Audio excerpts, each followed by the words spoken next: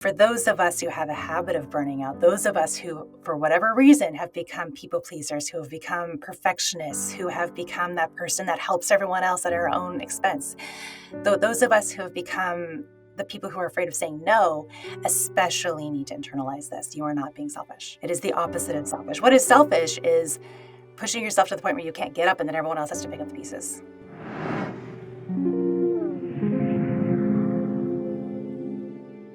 In today's episode, we're diving into the topic of burnout, a growing issue in our fast-paced world. As we know, pushing ourselves beyond our limits can lead to incredible success, but it's important to be mindful of the balance.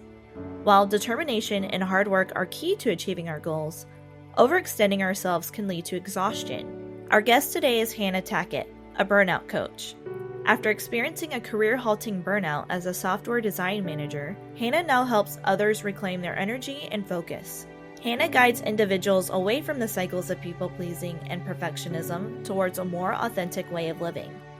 In this episode, Hannah reveals the steps she took to overcome burnout, including addressing the fears that drive it, setting boundaries, and redefining personal success. Hi, Hannah. Thank you so much for coming on.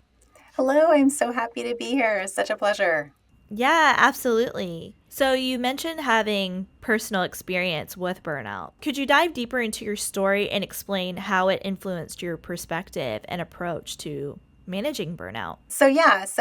I got into this work basically because I burnt out. I've spent, I think, 16 years in tech. And when I had my last burnout, I think I was about somewhere between 12 and 14 years in. I don't remember the exact date now. But what happened was I just kept pushing. And I got to the point where I just couldn't get out of bed.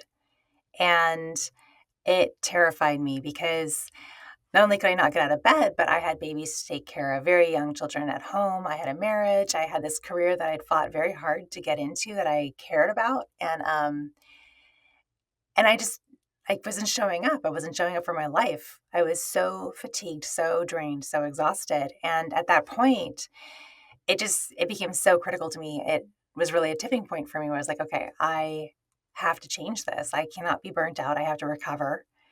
I need to be able to show up for my job. I'm the breadwinner. I've got to make money. And I love my career. Like I fought for this, right? And then I want to be a good mom. I want to be there for my children emotionally, mentally. I want to have presence, not just have my body be there in some sort of like limp noodle state. So that was really what changed it for me. What was the tipping point for me where I decided to change how I was showing up to work, how I was having. I guess, we all have relationships with people and we think of things like that, but really we have a relationship with how we show up with work too. And that was what I needed to change ultimately. There were definitely external factors there, like unhealthy things in that environment, but that wasn't why I burnt out. I remember I was glued to my bed because I couldn't get up, had my laptop open because I was kind of like sort of working or trying to work or try to appear like I was working. And I just felt so sick. I just felt so sick and tired and drained. And I wasn't able to think. I felt like I was under this fog. And I knew that when when I shut the computer, when the official workday was over, that I wasn't going to be able to be who I needed to be for my children. That I wasn't going to be able to give them emotionally what they needed and be present with them because I was so fried. And it was in that moment where I was looking at my computer and I'm just like, I'm going to lose my job if I can't snap out of this. But I'm even worse than that is if I don't step out of this, my life is going to fall apart. It was that moment in bed, staring at my laptop kind of perched next to me when I realized like this is changing. This is never happening again. So a lot of people, and I used to think this way too, think of burnout as like this sudden thing that happens. It's like a switch is flipped and suddenly you're burnt out, right? It's a crash. But it's not. Burnout is not a sudden crash. It's a silent buildup of stress over time. And there are many red flags along the way where we can shift how we're showing up to work, how we're relating to others, and change that trajectory. And so what it really is, I like to think of it as in stages. So the first stage of burnout, I like to call it stealthy stress. And that's where stress begins to accumulate unnoticed, kind of starts to affect our daily life in subtle ways. And that's when we start to feel irritable, maybe a little bit of anxiety, maybe we're having a little bit of insomnia, struggling with poor concentration or brain fog. Maybe we're dealing with headaches or migraines, and then that self criticism starts to come on, and people call it imposter syndrome, but it's that when we start beating ourselves up a lot.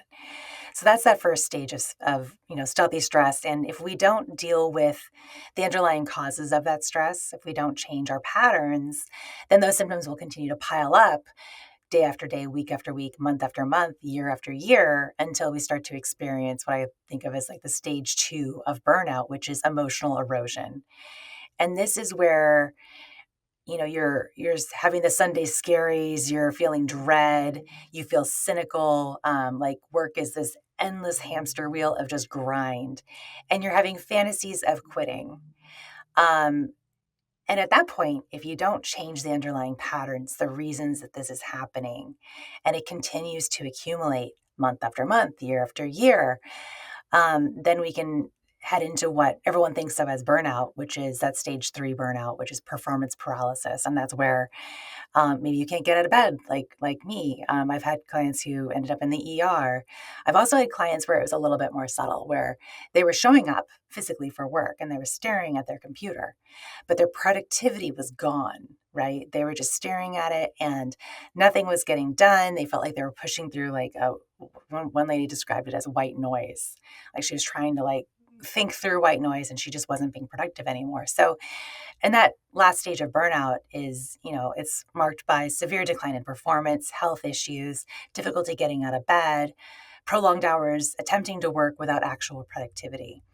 And that's what most people are talking about when they say burnout. But really, burnout is, like I just said, it's a progress. It's Yeah. a progressive process. Yeah, absolutely. And then you also talked about how you've identified the 6 common causes of burnout. Right.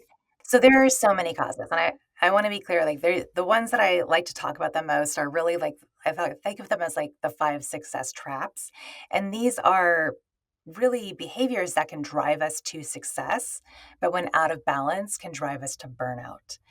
And they're not. This is not an exhaustive list. Like there's external factors that contribute to burnout as well, but these 5 are really what I focus on when helping the women that I help. Because if like myself, if you have a habit of burning out or if you have had a cycle of burnout in your life, then likely one of these 5 success traps is what's pulling you down. And so the first one we've heard about, right? It's perfectionism, having impossibly high standards, high attention to detail, pushing yourself to the extreme for all of the things all of the time.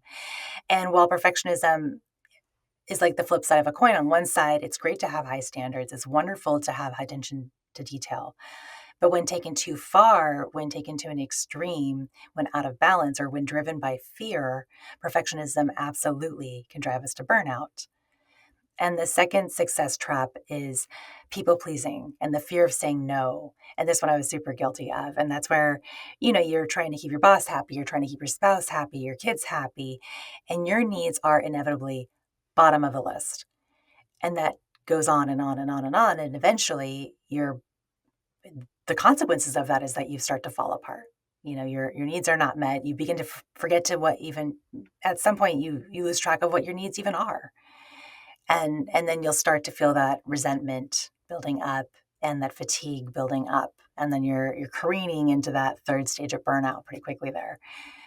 And then the other 2 are over helping or overextending. And that's where, you're stepping in and picking up the problems and responsibilities of others. So maybe you've got someone on your team that's just kind of not doing a great job. So you jump in and you help them out. Maybe you're at home, other people aren't picking up the slack. So you're picking it all up. And it's where you're just picking up everyone else's jobs and responsibilities because you can until you can't. And then the fourth one is that overachieving or being too busy. And so this was absolutely me. I still have to keep this one in check. And that's where, you've got this never ending checklist of things to do. Your to do list is endless. And you're constantly on to the next thing and you never pause to acknowledge or celebrate what you've accomplished today. So this one is, you're busy all of the time. You feel like you need to be busy to be worthy. You feel like you need to be busy to prove yourself. You feel like you need to be busy to to be worth what you're being paid, and that's not necessarily true. You don't need to be busy. You need to be productive, but productivity and busy are not the same things.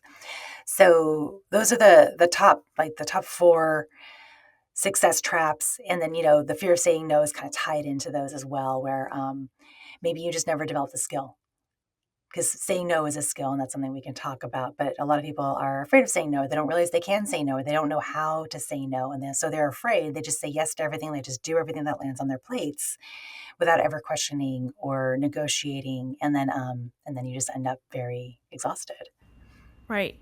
And to dissect it even more, I'd like to go back on the stage 2 of perfectionism. Mm-hmm. Is there also an underlying belief behind the perfectionism? Does this stem from a childhood belief, perhaps? Yes. So these are behaviors, right? And these behaviors are flip sides of a coin, right? So being a people pleaser when taken to an extreme is unhealthy. Wanting to make people happy is not unhealthy. Being a perfectionist taken to an extreme is unhealthy and can be destructive to yourself and your career. Having high standards and attention to detail, not unhealthy. So all of these are behaviors that are taken to an extreme, and they're taken to an extreme because there's a fear, an underlying fear, and fear is a mindset.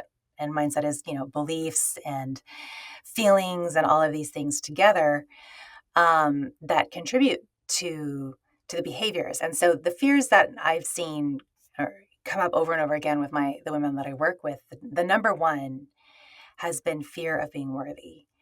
And so these women who are highly educated, highly qualified, they're in, the top echelons of their career, are still showing up every day like they have to prove themselves. They're on all of the time. They are saying yes to every project. They are overcompensating at every minute of every day. And they run out of steam because, we can't function like that. Hey guys, I would like to take a moment to introduce you to our app, Yoga Plus. You will have access to an incredible selection of videos led by top instructors in yoga, fitness, nutrition, and so much more. Download our Yoga Plus app available on iOS and Android today.